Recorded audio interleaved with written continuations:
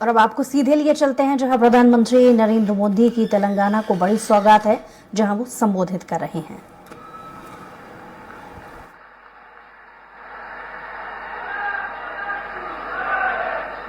ये परिवारवादियों ने देश को लूटा, अपनी तिजोरियां भरी। मोदी ने उसको जो तनख्वाह मिलती है ना, सरकार से जो पेमेंट मिलता है महीने का, उसमें से भी जब जब मौका आया कुछ न कुछ मैंने लोगों के लिए खर्च कर दिया है, दान कर दिया है। परिवारवादियों ने सरकारों में रहकर महंगे महंगे गिफ्ट लिए हैं, सौगातें ली हैं, और गिफ्ट के जरिए भी अपने काले धन को सफेद बनाया।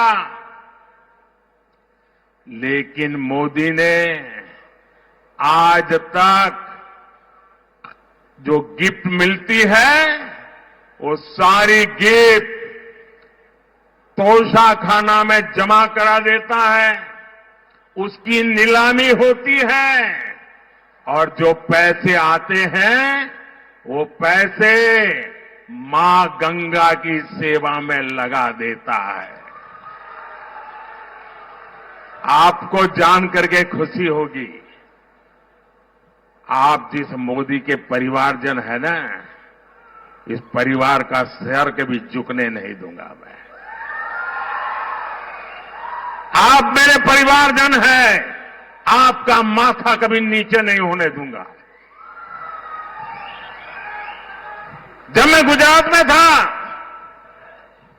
तो मुझे जो भेंट सौगात मिलती थी ना, उस समय भी मैं उसकी नीलामी करता था, और उन पैसों को मैं गरीब की बेटियों की पढ़ाई के लिए लगा देता था।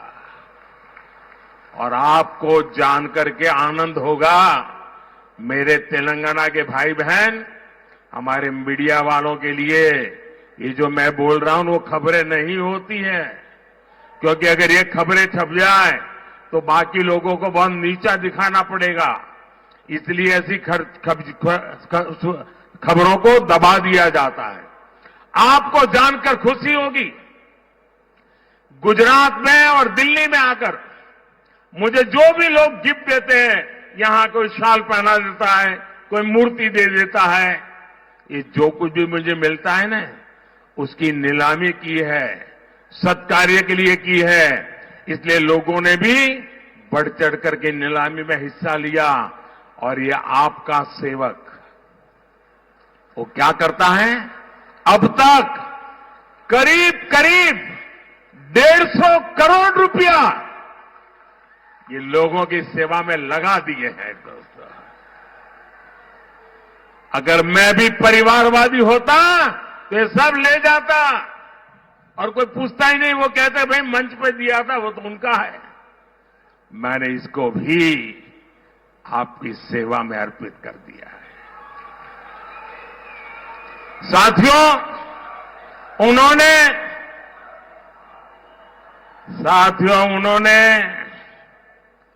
काला धन ठिकाने लगाने के लिए विदेशी बैंकों में अपने खाते खोले। मोदी है जिसने यहां करोड़ों गरीब भाई बहनों के जनधन खाते खुलवाए। ये फर्क है। इन परिवारवादियों ने अपने परिवार के लिए कोठियां बनाई, अपने परिवार के लिए महल बनवाए, शीश महल बनवाए। मोदी ने आज तक अपने लिए भी एक घर तक नहीं बनाया है।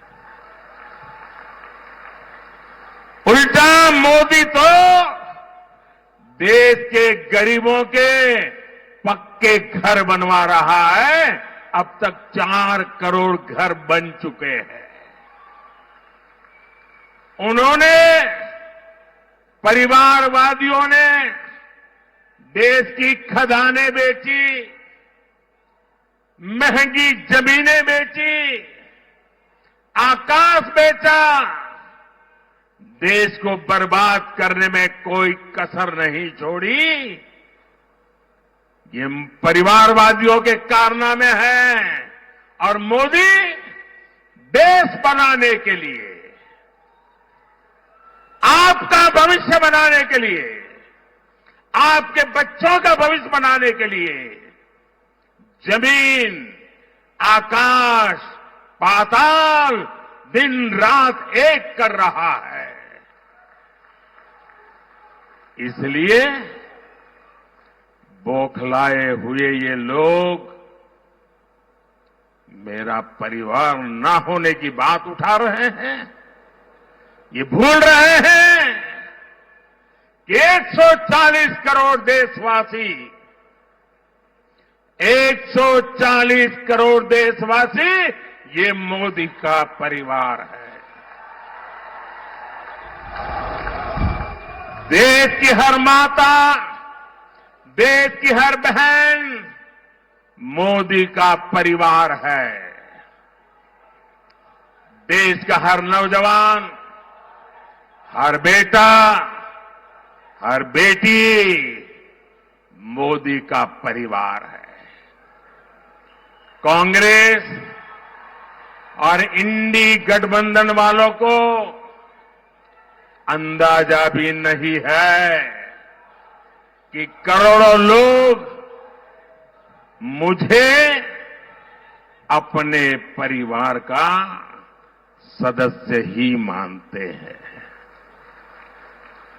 और इसलिए आज करोड़ों परिवार एक सुर में कह रहे हैं, एक आवाज में कह रहे हैं, मैं हूं मोदी का परिवार, मैं हूं, मैं हूं, मैं हूं।